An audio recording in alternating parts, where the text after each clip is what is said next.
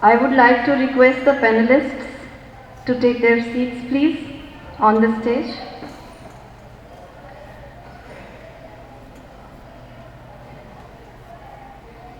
Presenters can avail 20 minutes each for their presentations. A question and answer session leading to panel discussion will be followed by all the three presentations.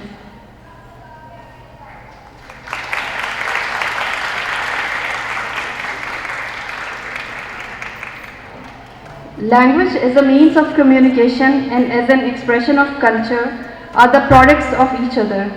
Language carries culture and culture carries the entire body of values by which we perceive ourselves and our place in the world. Language is therefore inseparable from ourselves as a community of human beings. The post-colonial and the glocal research in linguistics has gained attention of scholars from all over the world. And our esteemed presenters are going to share their contribution to it. Our first presenter is Dr. Rosiana Mohammed Rosli. She's an assistant professor at the Department of English Language and Literature, Kuliya Human Sciences and Islamic Revealed Knowledge, International Islamic University, Malaysia. She has obtained her degree in TESOL and Masters in Arts with specialization in teaching pedagogy from National University of Malaysia. She completed her PhD in education in 2 years from International Islamic University, Malaysia. Her interests are second language acquisition, English for specific purposes, computer and mobile assisted language, and syntax. I invite Dr. Rosiana.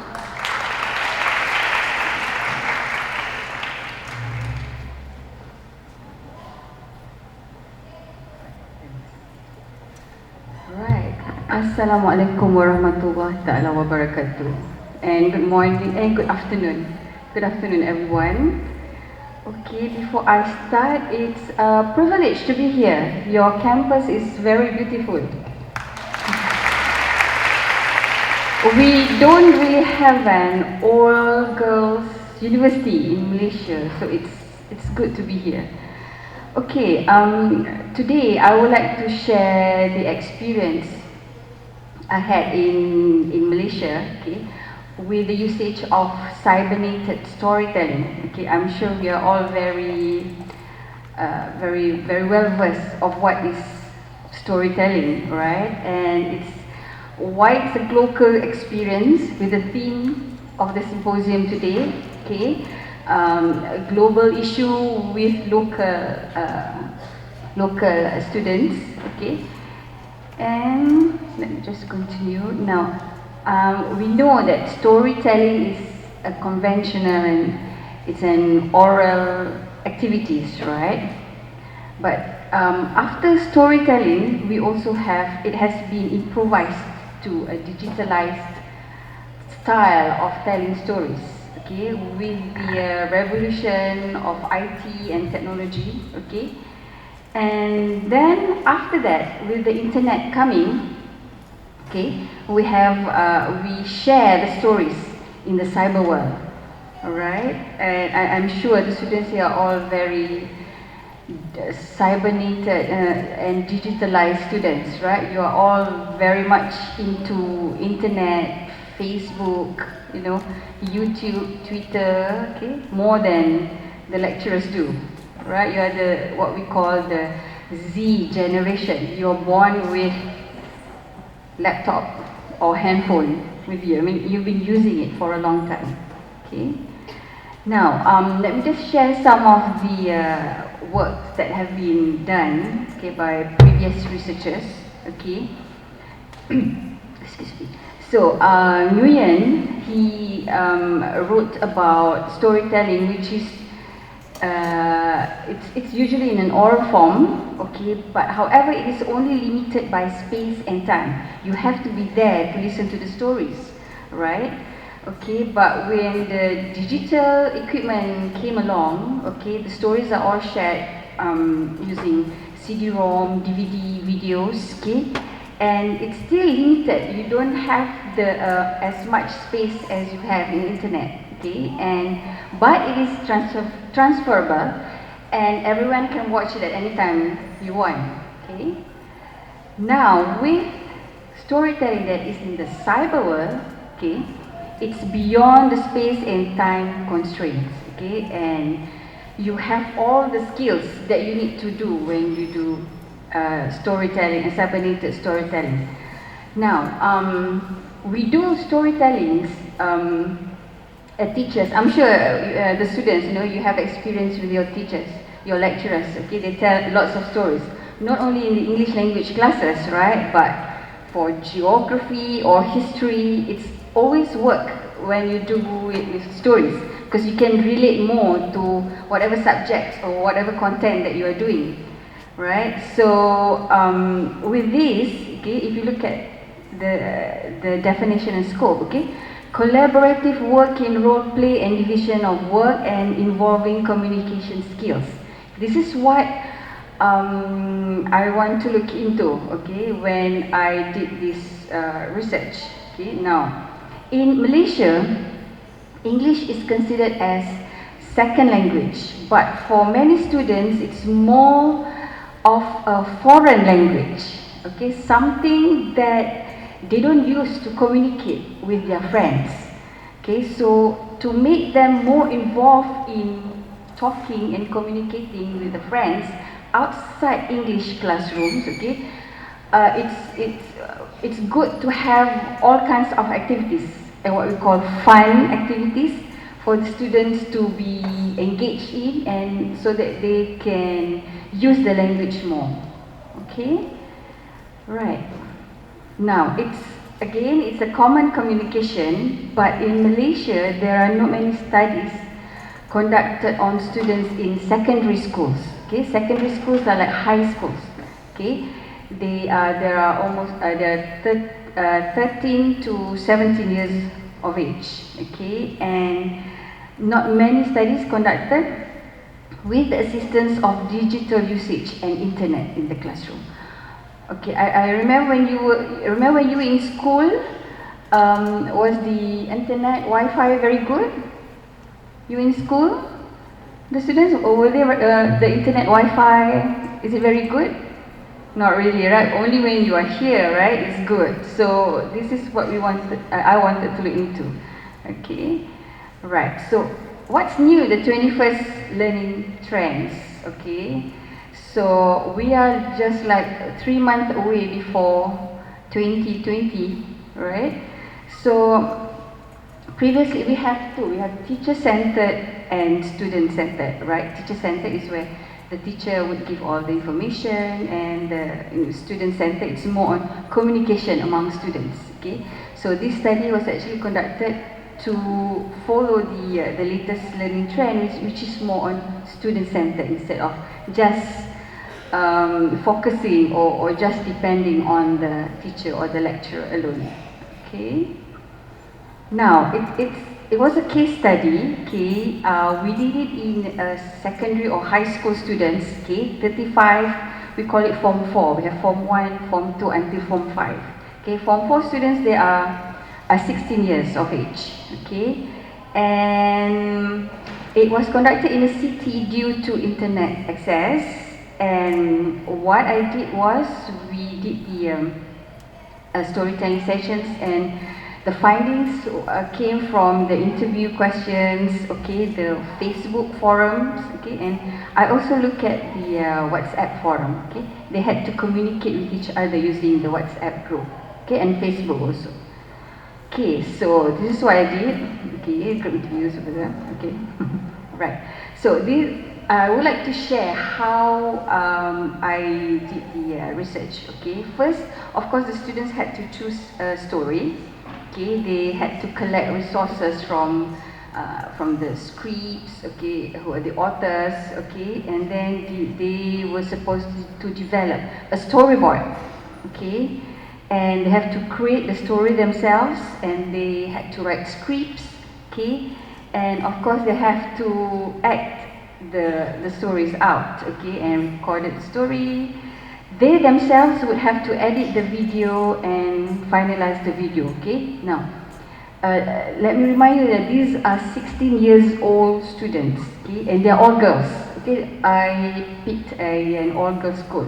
Okay, and after they have finalized the video, they would share the video, upload the videos in the cyber world, in the YouTube or Facebook. Okay, right. These are the students. Okay. Most of them, if you see them in skirts, they are all Chinese Malaysians. Okay, we have three main races in Malaysia. We have the Malays. Okay, we have the I'm a Malay. Okay, we have the Malays, the Chinese, and the Indians. Okay, so these are the students. Okay, right. So, of course, when something is different from classroom setting, okay, they would find the activities interesting and enjoyable. Okay, and why? The main reason is actually they had the opportunities to use the language outside the classroom scenario. They were able to do it outside when they actually filmed the video. Okay, and more participations. Okay. I'm sure when we were in school, okay, some of us, okay, or some of you were always at the back of the class, you know, too shy to answer questions from your teachers when you were in school. However, when we did these activities, the students actually were very happy and they wanted to be in the video. So when they acted in the video, okay, they actually communicated in English. So that's how they improve the language. Okay, and of course it added to more varieties, not just boring class activities, just writing and answering questions and doing tests. Okay, right. So these are some of the excerpts of the interviews. Wow, the color, so bright. Okay. Right. It says here we students. These are, if you look at G1 X12 24. G1 is the group. X12 is the student. Okay, I named them X with number, and 24 is actually the lines that they have actually answered in the interviews. Okay, so they enjoy acting. Okay. And also, they know what is cybernetic storytelling. Storytelling, the usage of internet.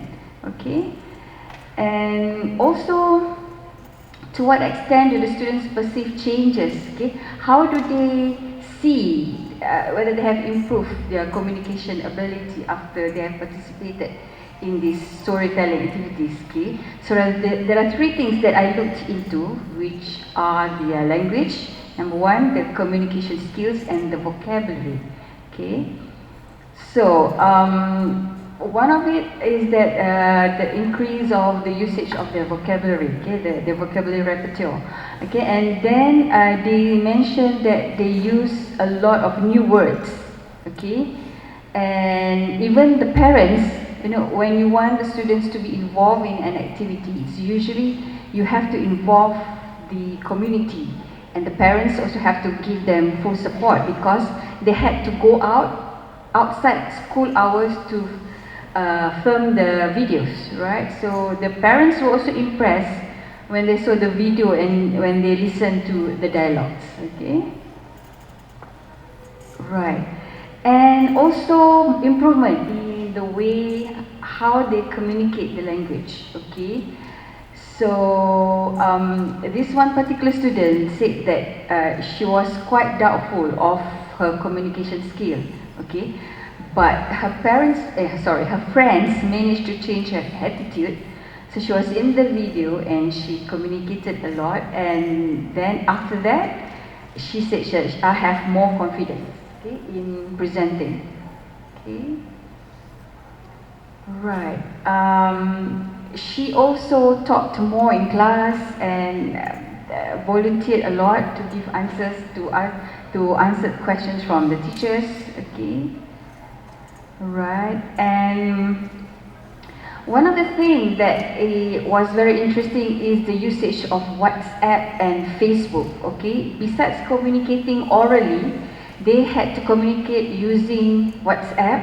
Okay, which I would monitor, and also Facebook.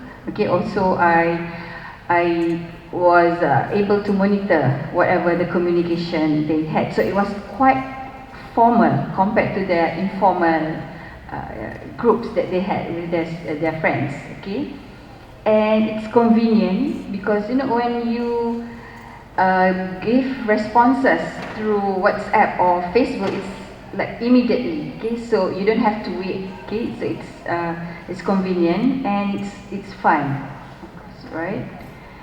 Okay, now when we talk about doing a research, you need to also look into how what are the factors that would affect the results of a work, okay, or a research. Okay, so these are some of the factors that affected the students' participation and communication delivery. One of it is the time factor. Okay, when now the school had a good internet access, right? So they were able to communicate very fast when they were in school. But sometimes when they are at home, okay, not all the homes are equipped with internet, so they had to actually wait until they came back to school and actually communicate with their friends. Okay, so there are many other factors, right? A physical factor, okay, the production skills of video they learn on their own, the internet skills, okay, management skills, how they communicate, and the language skills that they have, okay, which are actually quite good. So now in literacy, okay, language inputs are very important. Okay, so with the storytelling, okay, I realized that with the help of technology, okay, the students were able to improve themselves in the terms of language proficiency, okay, the productivity, motivation, and confidence. Okay, the key word here is motivation and confidence in using the language. Okay. Bear in mind, in Malaysia, the school system, the exams, they are all in Bahasa Malaysia, okay, the Malaysian language, our national language. So it's very rare. You only learn English in English classrooms, okay, so they don't really use the language that much, okay, right. Okay, now these are the title of the stories that they use. Okay, so some of it are from literature books. Okay, like Looking for a Rain God. Okay, Leaving No Footprint is actually a short story compilation by Shirley West. Okay, and there's another one, The Necklace by Guy de Maupassant. If you know him, if you know the story. Okay. And then some of it are actually an adaptation from an existing story, like number 6, Cinderella. Okay, and they adapted the story and sort of made it a new one, right? Yes, welcome to my counterpart from Malaysia, from Arabic department. Okay, right. Okay, so this is an example of a storyboard that the students created on their own. Okay, they have that scene 1, all the scenes they did, and they showed me before they actually recorded the stories. Okay, and these are some of the screenshots that were taken from the students' videos.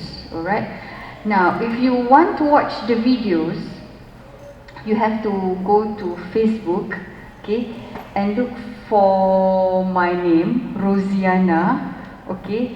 Then you have to request for because they are there in the Facebook. We don't share others. It's kind of limited. So you have to be my friend in Facebook. Then you can watch the videos. Okay, they are actually very interesting. Okay, it's an original work by 16-year-old students. Okay, and so before heading on to drawing the line between language and literature, Let's have a look at the origin of language before we move on to linking the two, that what's the role of language in literature and how both go together. So language has a central role in the learning process, as learning cannot take place without language because it is mediated through language. Language is the medium through which knowledge is transferred and education is imparted. So underdeveloped countries like Pakistan, Malaysia, Kenya, the majority of which are postcolonial, multilingual and multicultural, these countries are confronted with an unresolved issue regarding the choice of languages of teaching and learning. So Powell holds that colonialism itself is the biggest constraint behind the language in education issue in such countries, because English language and education in English is a legacy of British colonial rulers. The notion of language as a mediating tool was introduced by Vygotsky, and Vygotsky and his followers believed that language mediates human thoughts and actions. And in this regard, language helps an individual in mastering and controlling the higher mental processes and their application, such as the activities that lead to learning. For instance, academic writing, reading comprehension, and oral presentation. Following Vygotsky's sociocultural theory, Michel and Miles contend that learning is a mediated process, which is primarily mediated through language. This is in line with other sociocultural theorists, who view language as a psychological, cognitive, and mediating tool that is used by human beings for mediating their thoughts and learning. Learning in formal educational settings is seen as a mediated activity that takes place through a psychological, cognitive, and mediating tool, for example, language, and a mediator, for example, teacher. Therefore, learning can be successfully achieved through a sufficient amount of mediated learning experiences and add knowledge and experience with a higher order psychological tool of language. Alice stresses that learning is the outcome of an interrelationship between cognitive, which is an internal process, and social, which is an external, both these processes, and language is the tool used for sharing information through interaction. The internal and external factors impact learning in various ways according to the learner's competence to use the tool. Therefore, the language used as the medium of instruction is a mediating tool or means through which interaction takes place, which in turn leads to learning.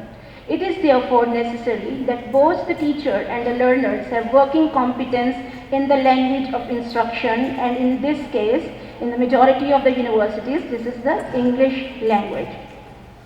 In the past, education at all levels was imparted in the common language used within the cultural traditions of a group the world over. Since the globalization of English language and it being given the status of lingua franca, it has become a connecting language that is being widely used for bridging individuals and nations. However, there has been a drastic change in the situation during the last 3 decades, with universities the world over shifting to English language, which is a borrowed tool due to the wider benefits associated with it. English has gained the status of a global and international language, so its dominant role in teaching and learning holds a high economic value today. Since decolonization in many Asian and African countries during the 1950s, English has also become the international language of technology, scientific research, education, business, and media, which puts pressure on universities to utilize this as the language of instruction. According to Crystal, a language achieves a genuine global status when it develops a special role that is recognized in every country, and a language becomes an international language for one chief reason, which is the political power of its people. Elaborating on the need for a global language, Crystal contends that it is generated by the need to have a lingua franca, a common language for connecting people across the globe in various domains such as business and academic study. According to Tollefson, English has become a global and international language due to the power associated with it, as it has become the language of economic success. The economic imperatives associated with the English language have led to an increase in the use of English as language of instruction for university education in the non-English speaking countries. Referring to the importance of English language and globalization, Lobianco and Philipson contend that as the world is becoming more dependent on language than ever before, in the current situation, more importance is given to skilled and proficient use of English language as it promises enhanced economic and social opportunities and benefits. Now coming to the two words, language and literature. These are familiar to everyone sitting in this auditorium as well. Perhaps these are the two words which are most commonly used by the literate people, because language and literature are used not only for literary works but also for medical science, computer science and all other subjects of studies. We often hear people ranting that they don't know what actually the difference is and where to draw the line. This seems to be quite a puzzling concept, and since we generally understand that language and literature are two complementary aspects of human communication, and so there is no gap or divide between them, but yes, there is a difference and there are a number of differences that need to be understood. Language basically draws its basic nourishment from literature, and literature uses language as its vehicle. So the two go together. The two are dependent on each other to some extent, like literature is dependent on language, and someone, in order to write something, they need the medium of language.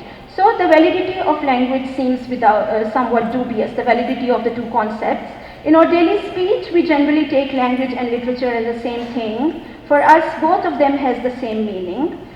If you ask a teacher, specifically an English teacher, what do you teach? They are naturally going to say, we teach language and literature.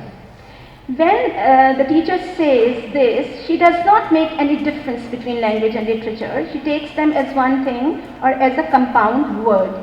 In fact, we use language and literature as a single compound word having the one meaning, but it is not so in reality. If we go deep into the meaning of the words, language and literature, we find a great difference between them. We also find that language is primary and literature is secondary. The Free Encyclopedia defines language as a human capacity for acquiring and using complex systems of communications. In fact, the word language has been originally derived from Latin word lingua, which means tongue.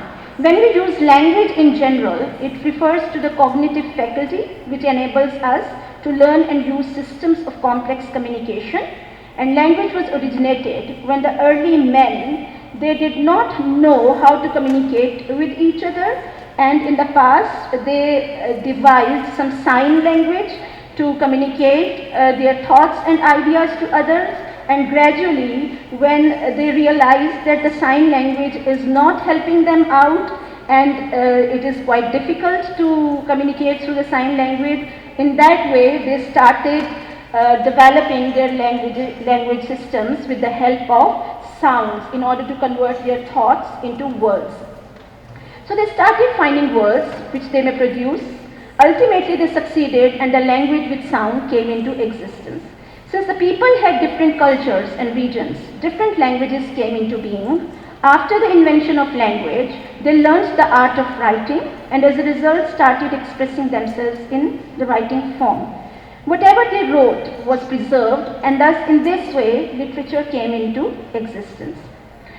The concept of language-literature divide is a riddle that is hard to solve and has been debated to date. The reason for ambiguity lies in the common misconception pertaining to the general understanding that language and literature are a single entity, whereas this is not so in many ways.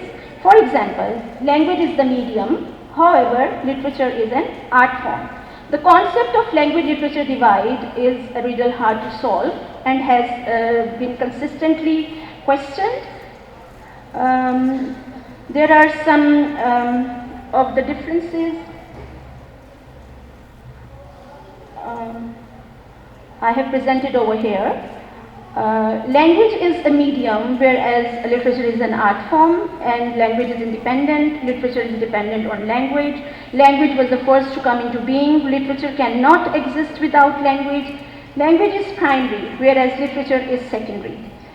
Next slide please. A combination of theory, rules and practice application of the rules is what constitutes language. However, literature is the study of text and work of styles of different authors, which comes in the form of poetry, prose, literary essays, novels and short stories.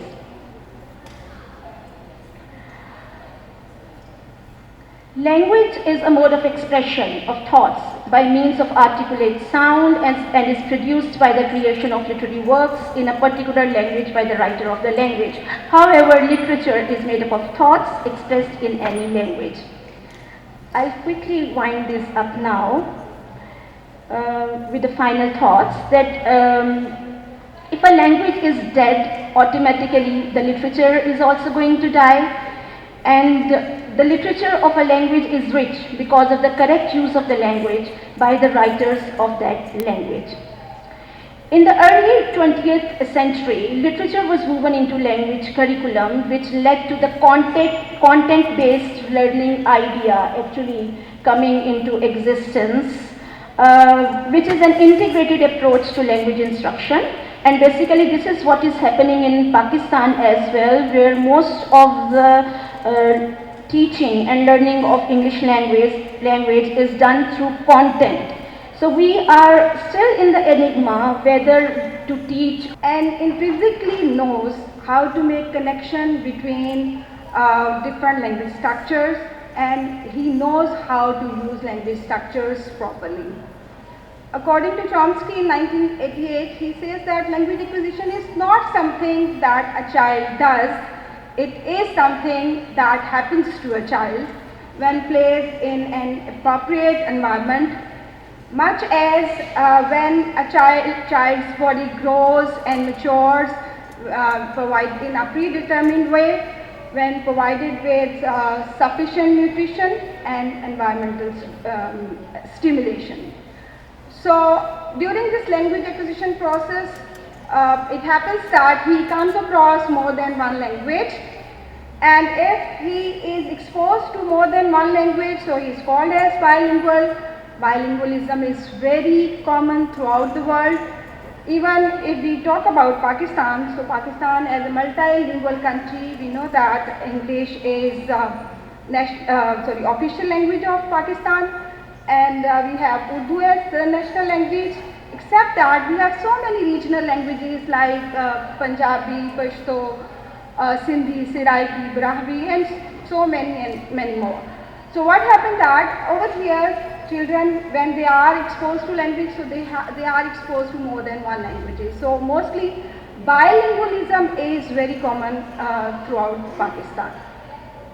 But my research actually is based on Punjab. So over here I talk about the Punjabis and the Urdu speakers who are raised bilingually. And there are different ways to come across different languages. There are different types. For example, if a child is exposed to a language, more than one languages in his childhood, so he can be called as infant bilingual or natural bilingual or ascribed bilingual or bilingual as a first language. And as McLaughlin says that before 3 years, if you are exposed to more than one language, so you are simultaneous bilingual. So my respondent over here are simultaneous bilingual, although they are from Punjabi background because their dominant language is Punjabi, their mother tongue is Punjabi, but due to official language, or we can say that due to the language of media and elder siblings as well, so children also have the exposure of Urdu from the very beginning. So the second type is when the children are exposed to second language after the acquisition of first language, or when, according to McLaughlin, after 3 years, when through formal training or schooling, if they are exposed to second language, so that is called as secondary bilingual or successive bilingual or sequential bilingual. but over here our main focus would be on simultaneous bilingualism. The theoretical framework used for this research are generativism and usage-based constructivism. These are two language theories. According to generativists, children have innate potential related with linguistic categories, while usage-based constructivists say that they have just potential, not the capacity to acquire that. Except that there are so many different, you can say, differences between them. Generativists and usage-based constructivists both talk about input. According to generativists, input is important, but they are not telling to what extent or to much amount input is important. While for usage-based constructivists, sufficient input is very important for having proper, you can say, language acquisition. So we'll see all these issues related with the data of this research, how it is just coming in line or supporting that. Next is tense and aspect. Tense is morphological phenomenon and aspect is syntactic phenomenon. And a tense actually is related with the grammatical features of a verb to locate the situation in relation to the now of speech act. Actually, tense talks about the moment of the speech. And we have in Urdu and Punjabi three temporal relationships like present, past and future. So this present research actually will just address past tense acquisition, not all these three tenses. As far as aspect is concerned, there are two types of aspects, lexical aspects and grammatical aspects. Lexical aspects mean the adverbs or the word-specific words which are used to describe grammatical relationship or internal temporal constituency of the situation, while grammatical aspect again can be expressed through perfect or imperfect aspect. Fine. So grammatical aspect is related with the internal temporal constituency of a situation, and it can be perfect expressing the complete action or imperfect expressing incomplete action or situation. I already explained that we talk about past tense and aspect acquisition from the in Urdu and Punjabi bilinguals. So over here we'll see the acquisition of three aspects with relation to past tense: progressive past, habitual past, and perfect past. In progressive past, the inflection of grammatical aspect is that we have inflections like raha, rahi, rahe in Urdu, or reha, rehi, or rahe in Punjabi, along with inflected auxiliary verbs which are used according to the subject, noun or pronouns, gender or number. For example, the, thi, or theme. So it depends on what is the number of the subject. Habitual past tense, over there the structure in Urdu and Punjabi is that we have verb stem, any verb, base form, afterwards imperfect participle. In Urdu we have ta, te, thi or ti, while in Punjabi we have da, de, di or diya, and along with inflected auxiliary verb. And the perfect past tense, again the structure is that we have verb stem, then perfect participle, that is a, e or e in Urdu because we have nasalized a vowel in Urdu as well, and ya, I or a in Punjabi along with auxiliary verb that again inflects in person, number and gender. As far as Urdu and Punjabi are concerned, substantial research can be found in from linguistic point of view, from prescriptive point of view, or from you can say computational point of view. But unfortunately, from the descriptive part, how these languages are being acquired, we cannot find substantial research. So for literature review, I'll give examples from other languages. According to some of the researchers, bilingual feel difficulty in the acquisition of tense and aspect verb morphology. Why? Because of lot of you can say inflections involved in that acquisition. Second is acquisition rate of tense morphology can be accelerated or delayed by the distributional properties of morphosyntactic structures and bilingual learning. So there are two things, morphosyntactic structures and bilingual learning. Morphosyntactic structures mean that how linguistic categories like noun, verbs, adjectives are distributed in that particular language, and bilingual learning means how the child is acquiring two languages. Either he is simultaneous or sequential, and we know that age is very important factor, because the more you grow in age, so the more difficult it becomes to acquire. You can learn second language throughout your life, but you cannot acquire it, so you can't be the native speaker of a language till puberty or after puberty. So your process of the way you are exposed to second language is also very important. The data of the previous research is done like Hammer. He did research on bilingual children from 3 to 5 years. Garavina et al. They did experiment on Hebrew Russian bilingual children, again till 6 years. And Sorin did experiment with a child that was a longitudinal study from 8 months till 6 years. So all the results of all these researches actually reveal that acquisition of tense and aspect morphology start from 3 to 3.5 years and continues till after 5 years, which indicates that this acquisition is a gradual process.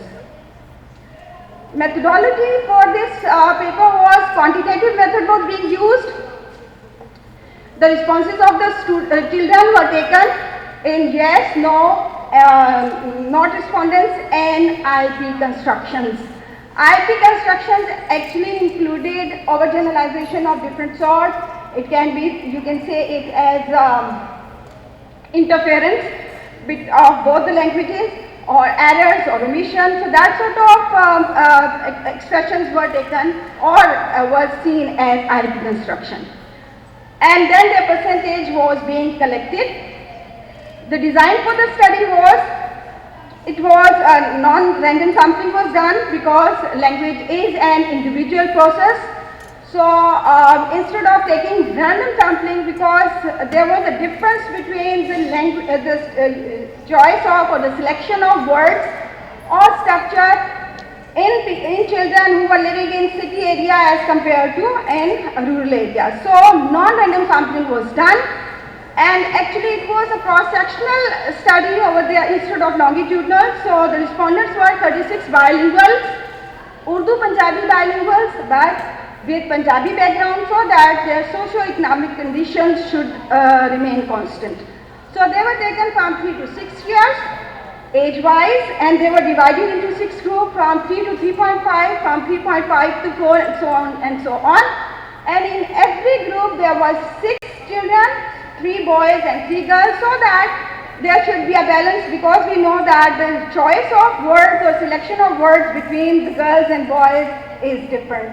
So to make all these variables constant, same number of boys and girls were taken for this study.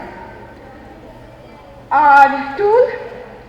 Different types of tools are, you can say, in vogue related with this type of research, or from the acquisition point of view. We have elicitation, production techniques, or structured or unstructured type of interviews, or picture description tasks. But for this research, we have adopted video clipping method. So a video clip of Charlie Chaplin, The Lion Cage, was shown to the children, and afterwards their responses were collected in the form of yes, no responses, and IP or in-process constructions.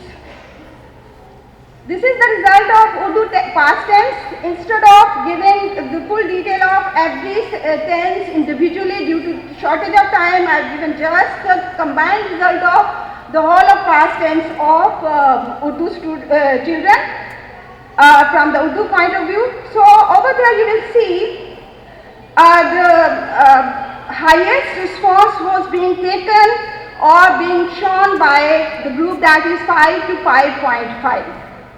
And afterwards, the last group is showing the result just 22%. This decrease in the result actually does not mean that it is it is related with the slow process of acquisition. Actually, it is related with non-response. Over there, you can see that IP constructions or in-process constructions or overgeneralization or errors, actually they are zero. It means the more a child grows in age, so less errors he commits in his speech. This is the result of combined tenses of Punjabi of the same children. Over there you will see the highest result is being shown by the group that is 3.5 to 4.0. And 4.5 to 5.5 actually is the time period where you will see that IP constructions are used by children. Children actually did a lot of experiment in the use of their structures in both the language. So a lot of, you can say, interference, overgeneralization was being seen. For example, there were so many words like if you have seen that clip, you will see that actually Chaplin entered into the lion cage and he was just trying to escape out of it. So during that, whatever he was doing, so children were telling in their own words. So they had constructions like Sher nasta tha, Sher lamme pya tha, so or Chilke sutta tha. So like Urdu and Punjabi mixing was there, which indicated that from 4.5 to 5.5 is the age or the time period during which they are involved in a kind of, you can say, experimentation. They utter or articulate that sort of structures which are not accepted by the adults. But the further decrease in the result of the last group, that indicates that over here you can see that IP constructions are zero. It means there isn't any sort of overgeneralizations or errors. But the lowest, or you can say decrease in the result, is because of children, they have used other tenses instead of these past tenses. Normally it happens that in uncertain situations, children normally use present habitual tense or simple past tense. So the last group is indicating that sort of construction instead of past tense.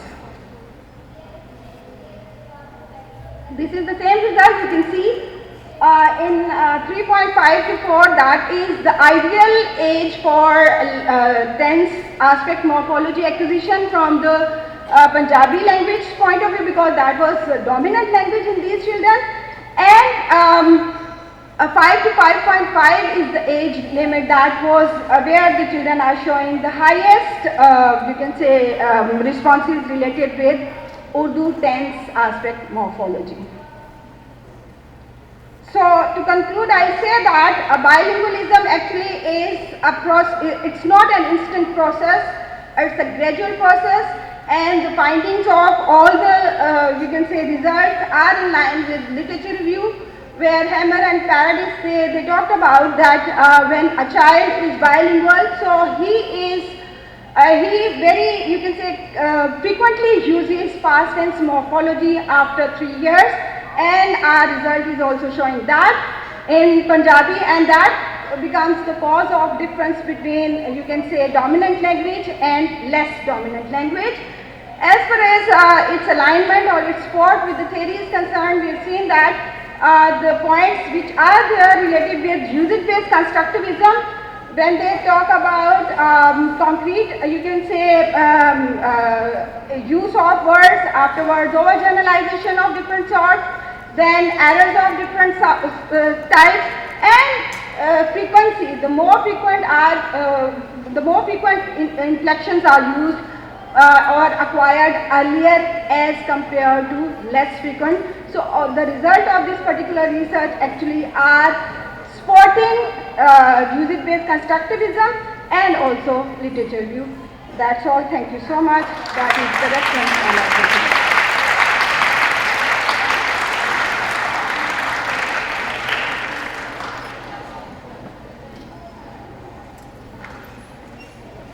Alright, thank you, Taira. Over to you, Aisha. I hope we are not left to start. I now request our respectable guest of honor, Professor Dr. Bushra Mirza and Professor Fariya Basit Khan to please come to the stage to give the certificates to the linguistic panel presenters.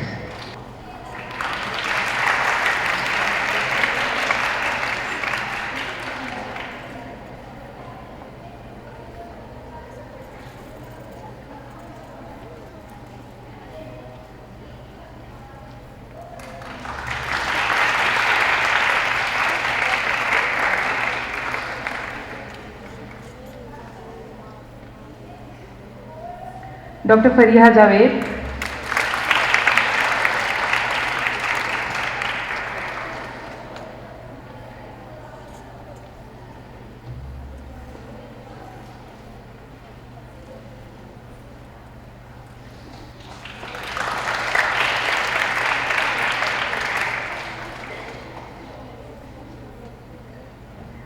and soon to be Dr. Tahira Khanum.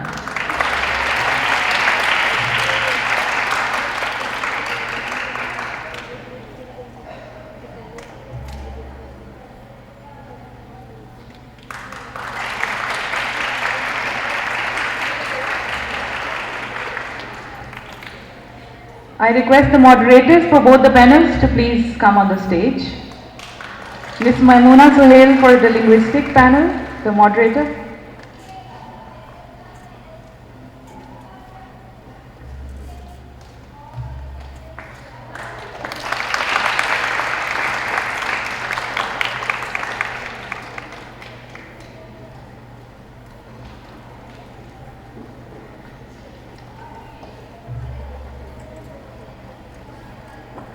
Dr. Amara Khan for the literature panel.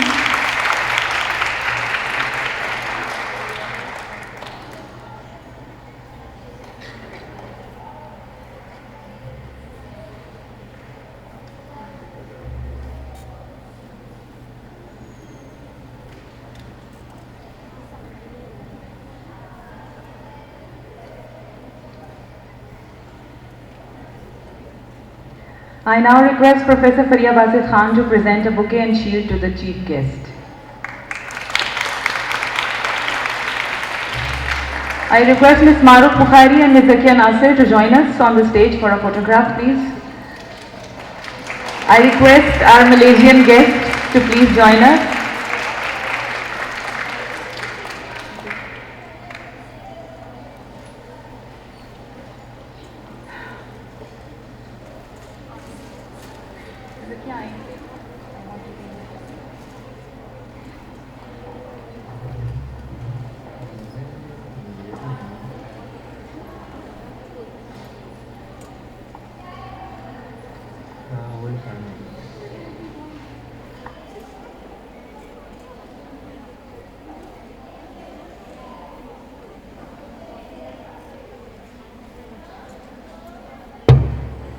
Ms. Chini, please join us for the photograph.